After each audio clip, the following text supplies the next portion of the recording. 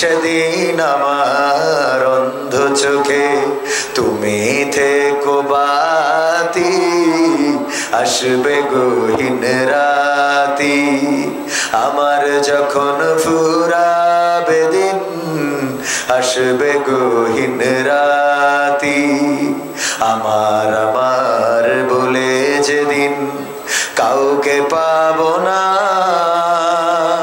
সেদিন আমার শূন্য হিয়ায় তুমি থেকো সান্ত্বনা, তুমি থেকো সান্ত্বনা।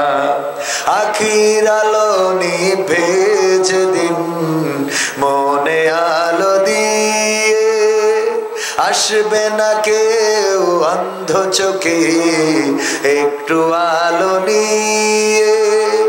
আখির আলো নিভে যেদিন হৃদয়ে আলো দিয়ে, আসবে না কেউ অন্ধ চোখে একটু আলো নিয়ে।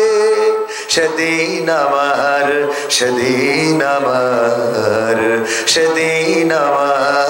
অন্ধ ঘরে তুমি আলোর জ্যোতি, আসবে গহীন রাতি। আমার যখন ফুরাবে দিন, আসবে গহীন রাতি। থেকো আল্লাহ জীবনে, থেকো আল্লাহ জীবনে হয়ে চিরসাথী, আসবে গহীন রাতি। আমার যখন ফুরাবে দিন, আসবে গহীন রাতি। ওগো আমার ভাইয়েরা, আমাদের যখন দিন ফুরাবে, সেই দিন ফুরানোটা যে গভীর রাত হবে তা নয়। এখানে আল্লামা তারেক মনোয়ার বুঝাতে চেয়েছেন, যখন আমাদের দিন ফুরিয়ে যাবে তখন আঁধার নেমে আসবে। যদি সেটা দুপুর একটাইও হয়, আমাদের চোখে আর কোনো আলো থাকবে নাকি? আমাদের চোখের আলো থাকবে না, আলো কেড়ে নিবেন কে? আর কিছু দেখতে পাবো না, আর কিছু আমরা পৃথিবীর কোন সুন্দরী নারী, পৃথিবীর সম্পদ, পৃথিবীর টাকা পয়সা, সন্তান সন্ততি কাউকে দেখবো না। পাশে বসে মা কান্না করে বলবে, বাবা একটিবার চোখ খুলে দেখ, আমি তোর পাশে আছি। সন্তান কাঁদবে, ওগো আমার আব্বা আমি তোমার পাশে, আব্বা একটাবার চোখ খোলো। স্ত্রী কাঁদবে, ওগো আমার স্বামী একটাবার তুমি চোখটা মেলো, তোমার পাশে বসে আছি। দেখো কত মানুষ এসেছে তোমাকে দেখার জন্য, কত আত্মীয় যারা বছরের পর বছর কোনোদিন বাড়িতে আসে নাই, তারাও আজকে বাড়িতে ভিড় জমিয়েছে। কত বন্ধুর কত স্বজন আসলো বাড়িতে। বলেন দেখি, আমাদের কোনো চোখ খোলার শক্তি থাকবে নাকি? থাকবে? যদি সেই চোখ খোলার শক্তি না থাকে, তাহলে ওই অন্ধকার জীবন শুরু হয়ে গেল। এই জীবনে আমাদের আর কেউ আপন থাকলো না। আপনি মারা যাওয়ার পরে খবরটা দ্রুত ছড়িয়ে গেল, আপনার ফেসবুকে স্ট্যাটাস দিল, কবির বিন সামাদ আজকে ইন্তেকাল করেছেন, চলে গেল চিরজনমের মতো বিদায় নিয়ে। আব্দুল কাদির হাওলাদারের সেই গানটা সবার মনে থাকার কথা, কত সুন্দর করে ডেকে ডেকে বলেছিলেন, চোখেরই পলকে তুমি হতে পারো লাশ, চিরতরে বন্ধ হবে তোমারই নিঃশ্বাস, হবে আলাম তোমার নাম মসজিদের মাইকে, হবে আলাম তোমার নাম মসজিদের মাইকে।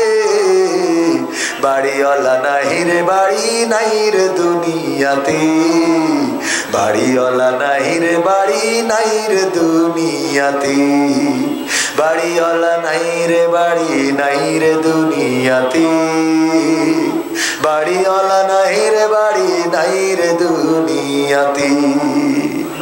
ও আমার ভাইরা, এই গান যিনি লিখেছিলেন, সেই শিল্পী, সেই গীতিকার আব্দুল কাদির হাওলাদারও আজ আর পৃথিবীর জমিনে নাই। আজ 2 সপ্তাহ হতে গেল চিরজনমের মতো বিদায় নিয়েছে। তার নামটা মসজিদে আলাম হয়েছে। আব্দুল কাদির হাওলাদার ইন্তেকাল করেছেন, অমুক সময়ে জানাজা হবে। আজকে বাড়িওয়ালার বাড়িতে নাই, সবাই জানাজায় শরীক হয়ে যাবেন। ওগো আমার ভাইরা, বোনেরা, ওগো আমার দিনাজপুরবাসী, ওগো আমার কলিজার টুকরারা, এই দুনিয়া ছেড়ে আমাদের চলে যেতে হবে। আমরা মারা যাব, মাইকে আলাম হবে।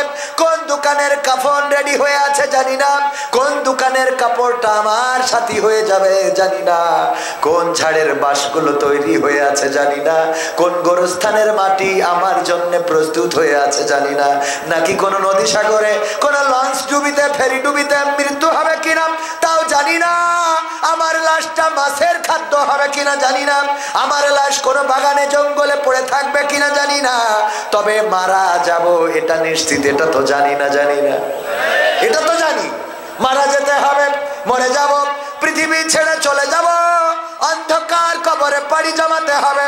সুতরাং সেই কবরের খোরাক জোগাড় করার দরকার আছে না নাই? ওই কবরের সাথে যেহেতু কেউ যাবে না, কেউ থাকবে না, সুতরাং অভিভাবক হিসাবে আমরা যদি আল্লাহকে পাইতে পারি, আল্লাহকে চাইতে পারি, আল্লাহ যদি অভিভাবক হয়ে যায়, এর থেকে উত্তম অভিভাবক আর একজনও নাই। ঠিক না বেঠে? সেই আল্লাহকে অভিভাবক চান কারা কারা?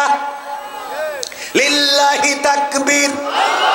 আল কোরআনের আলো, আমার নেতা তোমার নেতা, নারায়ে তাকবীর। আল্লাহকে অভিভাবক যদি পাইতে চান, কেমন করে আল্লাহকে অভিভাবক পাওয়া যাবে? আমার প্রিন্সিপাল সাহেব একটা কলেজের প্রিন্সিপাল, কোন স্টুডেন্ট যদি স্যারের করে দেওয়া রুটিন সেই রুটিন অনুযায়ী ক্লাস না করে, বলেন তার কি স্কুলে রাখা হবে? প্রিন্সিপাল বলবে তোমার মতো বান্দার আমার কোনো দরকার নাই, টিসি দিয়ে দেবে। দেবে না? দেবে। প্রতিষ্ঠানের কিছু নিয়ম কানুন আছে, প্রতিষ্ঠানের নিয়ম কানুন যদি ভঙ্গ করে, বলেন উনি কি দায়িত্ব নিবেন? দায়িত্ব নিবে কার? ধরে নেন একজন ছাত্র কোনদিন ক্লাস কামাই করে না, শিক্ষক যা পড়া দেয় কমপ্লিট পড়া করে যায়, কোনদিন স্কুল কামাই তো করেন নাই, দেরিও করে নাই, সিরা প্রতিটা স্যারের প্রতি আনুগত্যশীল। যখন কোন স্যার কথা বলে সেটা কান দিয়ে নয় মন দিয়ে শ্রবণ করে, কানে শোনা আর মনে শোনা, অনেকেই বলে মেনে নিয়া আর মনে নিয়া। যখন সব আনুগত্য করে, এই ছাত্রের যদি বেতন না দিতে পারে, যদি স্যারের বলে স্যার আমার আর বেতন দেওয়ার মতো টাকা নাই, আমার বাবা মজুরি দিন মজুরি খাটে চাতালে কাজ করে, যে টাকা উপার্জন করে সংসার চলে না, সুতরাং আমার আর লেখাপড়া করা হবে না, স্যার আমি আজকে ইস্তফা দিয়ে গেলাম, আর লেখাপড়া করব না। প্রিন্সিপাল দায়িত্ব নেবে যে তোমার মতো আনুগত্যশীল ছাত্র টাকাও লাগবে না, আমি তোমারে কলেজে পড়াবো। বলেন ঠিক না বেঠি? ঠিক না বেঠি? এই জন্য বলে দুষ্ট গরুর চেয়ে শূন্য গোয়াল ভালো। আল্লাহর আনুগত্যশীল যদি হয়ে যান, আল্লাহর প্রতি আল্লাহর দেওয়া হুকুমের প্রতি যদি আনুগত্যশীল হন, তাইলে আপনার কোন জায়গায় যদি গ্যাপ থাকে, কোন জায়গায় যদি অপূর্ণতা থাকে, কোন জায়গায় যদি আপনার ঘাটতি থাকে, আমার আল্লাহ বলবে ঠিক আছে বান্দা, তুমি তো আমার অনুগত বান্দা ছিলে, সুতরাং তোমার এই ঘাটতিটা আমি আল্লাহ পূরণ করে দিলাম। বলেন সুবহানাল্লাহ। সেই ঘাটতি পূরণ হওয়ার দরকার আছে না নাই? আজকে এখানে যারা এসেছেন, এই শীতের রাতকে উপেক্ষা করে বসে আছেন, আল্লাহ বলছেন পরকালে আমি তোমাদের হাতে কিতাব ধরিয়ে দেব, বলবো পড়ো, ইকরা ইকরা কিতাবাকা কাফা বিনাফসিকাল ইয়াওমা আলাইকা হাসিবা। ওগো বান্দা পড়ো তোমার কিতাব, তুমি পড়ে তোমার আমলনামার হিসাব তুমি করে দাও। তুমি জান্নাতে যাবা না জাহান্নামে যাবা, তুমি সেই হিসাব করে দাও। কিতাব ধরাই দিবেন কে? কিতাব ধরাবেন কে? কিসের কিতাব? আমলনামার। কিসের কিতাব? আমলনামার। ফেরেশতারা বসে বসে যেটা লেখছে প্রতিনিয়ত লিখে চলেছে, এই কিতাব যখন উল্টাবেন, এখানে দেখবেন চায়ের দোকানে বসে আড্ডা দিছেন, এখানে দেখবেন ওবায়দুল কাদেরের ওখানে স্লোগান দিছেন খেলা হবে, দেন না? দেন নাই? জলে জলে পালাবো না, এগুলো থাকবে না? থাকবে না? আমলনামায় যে এখানে লেখা থাকবে পালাবো না, প্রয়োজন হলে ফখরুলের বাসায় গিয়ে উঠবো, আমলনামায় থাকবে তো? আমলনামায় সেটাও থাকবে। ভাইয়েরা আমার, সব পাওয়া যাবে। কোন দোকানে আপনি বসে তাসের আড্ডা দিয়েছেন, কার বউ প্রবাসে থাকে, তার নাম্বারে কল করে করে কতবার ডিস্টার্ব করিয়েছেন। কথা কয় না? ডিস্টার্ব করা আল্লাহর ওলি আছে না নাই? ভাবি, ও ভাবি কেমন আছে? হ্যাঁ, ভাবি কয় কে? বল্টু ভাই। আপনার ভাই বিদেশে যাওয়ার পর থেকে আপনি খোঁজই নেন না। ভাবি এক গ্লাস পানি। পানি কেন বলছেন? শরবত খাওয়াবো আপনাকে, আসে না? খুশি রে আল্লাহ, এত খুশি, ভাল লাগে না? ভাবি শরবত খাওয়াই, ভাবির হাতের শরবত। ওরে বাবা, যদি লেবু দিয়ে টকও হয়ে যায় আর লবণে যদি নুন তাও হয়ে যায়, তাও বলে ভাবি আপনার হাতে কি জাদু। ওরে জাদু, মানে ভাবি দিয়েছ তো। আর বউ যত ভালো করে বানাক, যত স্বাদ হোক, তুই কি বানাইছিস, এ খাওয়া যায়? অমনি গিলাস আসারতে ফেলে। ভাই আছে না? না আপনি এরকম করেছেন? না করেননি কোনোদিন জীবনে? মনে করে দেখেন, আমল নামা কিন্তু কিয়ামতে ধরা হবে। যদি করি থাকেন বেকায়দায় পড়ে যাবেন, যে করেছেন আবার মিছে কথা দিয়েছেন। বিপদ আছে না নাই? যাক ভাইজান পাগল, এইসব মানুষ যদি ওই করে তো অন্য মানুষ কি করবে? আল্লাহ কবুল করুন, বলেন আমিন। ওগো আমার ভাইরা, এই আমলনামার খাতা খুলতে খুলতে আজকের মাহফিলটা থাকবে না? থাকবে না? এই মাহফিলটাও থাকবে। আল্লাহ যদি বলার সুযোগ দেন, বান্দা তোমার খাতাগুলো উল্টায় 100টা পাতা সব শেষ করেছো, কোনো নেক আমল আছে নাকি? আল্লাহ যদি বলার সুযোগ দেন, আল্লাহ গো দেখো শীতের রাত, এই গভীর রাতে কোরআনের মাহফিলে বসেছিলাম, বক্তারা তো টাকা নিয়েতে আইলো, ঠিক না বেটি? বক্তারা তো টাকা নিয়ে এসেছিল, আচ্ছা মতো খেয়েছিল, বুড়ি মোটা করে। তারপরে বক্তাকে বুড়ি মোটা আছে না নাই? পাঞ্জাবি বানাতে দিলাম, দর্জি পাঞ্জাবি বানাইছে, সামনে ঝুল পিছনে খাটো। আমি বললাম এ করলেন কেন আপনি? আপনার বললাম রাউন্ড করি বানাবেন, গোল করি সুন্দর করি।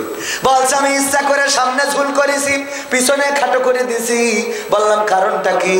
বলছে কারণ হলো হুজুররা পরের বাড়ি খেয়ে ভুড়ি এত মোটা হয়ে যায় যে সামনে যে ঝুলটা রাখে ওইটা ভুড়িতে কভার হয়ে যায়, ওইটা ভুড়িতে কভার হয়ে যায়।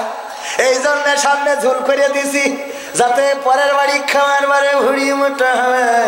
আর আপনার ওই কনে যাচ্ছে, আবার ওই পাঞ্জাবিটা সুন্দর করে রাউন্ড হয়ে যাবে, সামনে পিছনে সমান হয়ে যাবে। ওগো আমার ভাইয়েরা, যদি বলার সুযোগ পান, আল্লাহ হুজুররা তো স্বার্থের জন্য এসেছিল, টাকার জন্য এসেছিল, খাওয়ার জন্য এসেছিল, নামের জন্য এসেছিল, দামের জন্য এসেছিল। আর আমরা তোমার বান্দা শীতের রাত মাটিতে বসেছিলাম ওই খোয়ারের উপরে। আল্লাহ আমরা তো এসেছিলাম শুধু তোমার কোরআন শোনার জন্য, তোমার সন্তুষ্টির জন্য। ওগো আল্লাহ তুমি যদি চাও তাইলে এই আমলটার জন্য আমার জীবনের গুনাহগুলো ক্ষমা করে দিতে পারো। আমার আল্লাহর এমন দয়া, এমন মায়া, এই কারণটাতেই আল্লাহ ক্ষমা করে জান্নাতের বাসিন্দা বানিয়ে দিতে পারি। আল্লাহর নবী বললেন, ওগো আমার সাহাবীরা শোনো, বনি ইসরাইলের যুগে একজন ব্যক্তি তার সন্তানদের ওসিয়ত করলেন, বুখারী শরীফের হাদিস। আল্লাহর নবী বলছেন, সাহাবীরা শোনো, বনি ইসরাইলদের একজন তার সন্তানদের ওসিয়ত করলেন, আমি মারা যাওয়ার পরে আমার লাশটা পুড়াবা, তারপরে সেটা বাড়িয়ে বাড়িয়ে ছাই বানাবা এবং সেটা পুতলা করে রেখে দিবা। যেদিন ঝড় হবে, বিকট ঝড়, ওই ঝড়ের দিনে উড়িয়ে দিবা, যদি পারো কিছু অংশ পানিতে সাগরে ভাসিয়ে দিবা। এই লোকটা মারা যাওয়ার পরে তার সন্তানেরা তাই করলো, তার লাশটা পুড়ালো, ছাই বানালো, তারপরে বিকট ঝড়ের দিনে উড়াইয়ে দিল।